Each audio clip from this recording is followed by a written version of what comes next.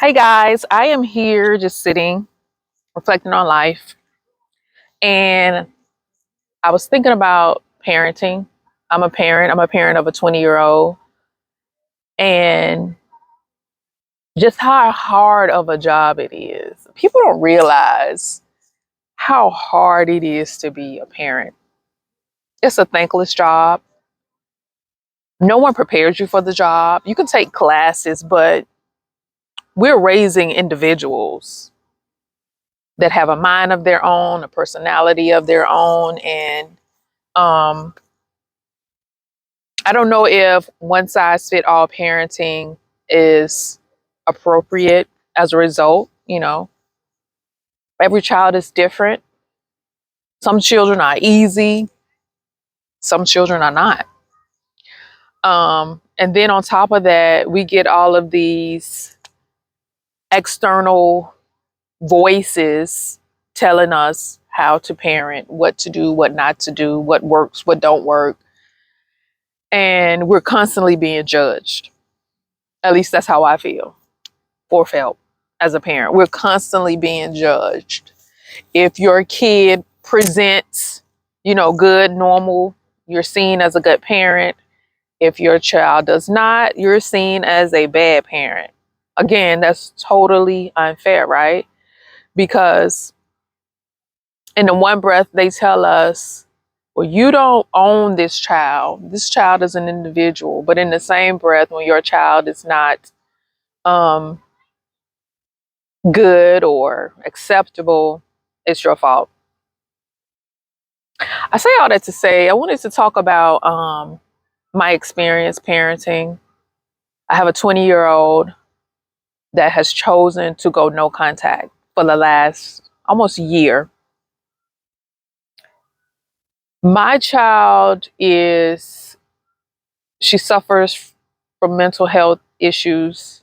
Um, she's bipolar, and in her mind, I am the worst person in the world, and I struggle with understanding the why. Now, I'm not going to say I was the perfect parent because, again, parenting is hard as hell. But I know I'm not the worst parent in the world. I do classify myself as a good parent. To be honest, I was a good parent. Um, but how I see myself is irrelevant when, when you want a relationship with your child, you want to mend things, but your child just does not want to because of the stories or experiences. I want to say the story she's told herself. And, it's so hard trying to work against, I don't even want to say lies because to her, this stuff really happened. I don't even know how to classify it. But as a parent that, really wanted to prepare their child for life, I don't think well, I know I didn't because as soon as she turned 18, 19, she moved out and went no contact. So it kills me that I know I was not finished parenting. I know the job was not complete, and there's nothing I can do about it. There's absolutely nothing I can do about it. That's a tough pill to swallow because I worry a lot. I've sought therapy just to deal with that pain and that worry, anxiety. I'm getting better. But every day I still have to accept that we don't have a relationship. We may not have a relationship.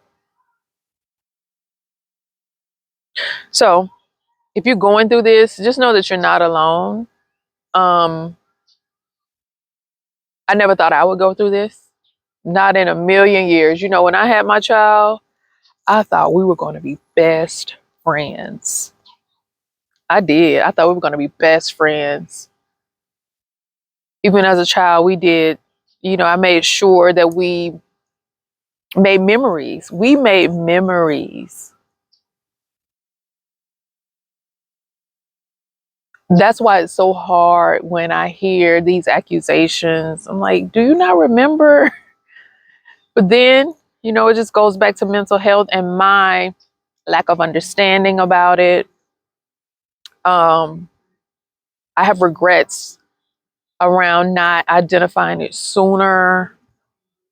I have regrets around how I responded to her during this time that I did not know she was suffering.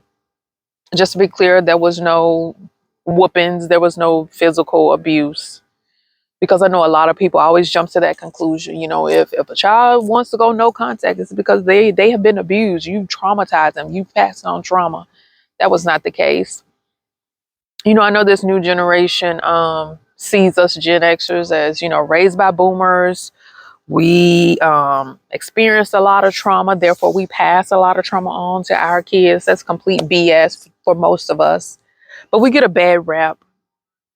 And it's hard. It is freaking hard being a parent. Full transparency, most times I don't even tell people that my child has gone no contact because I'm embarrassed. I am so freaking embarrassed by that. And that's something I'm working through in therapy, how I see myself. Because to be honest, it's affecting my, I guess, self-worth. I don't know if that's the appropriate word, but once you become a mother, that is your identity. That becomes your number one identity. And when you get to a point that you realize you failed at it, now you start to question who the hell are you? Who the hell am I? Who the hell am I? Not just, okay, I'm not a mother, but who am I really? That I could raise a child that no longer wants to be around me, talk to me. I'm a real piece of shit. Those are the type of things that I've dealt with. I don't really deal with them so much now, just, thinking I'm a real piece of shit, but I deal with the embarrassment of having to speak on my child, because that's always the topic of conversation. You got a child? You have any kids? Oh, how old is your kid? And so whenever that comes up, when you're meeting people, I lie. I'm not gonna lie. I'm not even gonna hold you. I lie. Like, oh yeah, she's in school. She's doing this. When the truth of the matter is, I don't know what she's doing. I don't know what she's doing. But by the grace of God, I have not lost my mind, because from the day she was born, she was my world. She was my world. It was all about, making a good life for her, preparing her for life. And so, and this is selfish to say, but it's the damn truth. I feel so cheated. I feel cheated, raising a kid all the way up until 18, and then boom, they say I'm out. I don't want nothing to do with you. And when I say cheated, I mean cheated because I wanted a relationship. I wanted us to be best friends. I'm not saying it because I felt like my child owed me something. I wanted her in my life. I wanted her in my life. That's all I wanted. I wanted her in my life. I wanted us to do things together. I wanted her in my life. So, yeah, before I get too choked up and all that crap, I just wanted to say, if you're going through this, you're not alone. I used to have a best friend. My best friend passed away this year. Our kids were around about the same age. And she would always tell me, girl, you're not alone. Because when I was going through it, I really felt like I was alone. I felt like I was the worst parent in the world. No one else was going through this. And she would always tell me, girl, you are not alone. There's a lot of parents out here going through this. These kids just different. And that would always make me feel so much better. I was like, girl, you know what? You're right. I'm doing the best I can.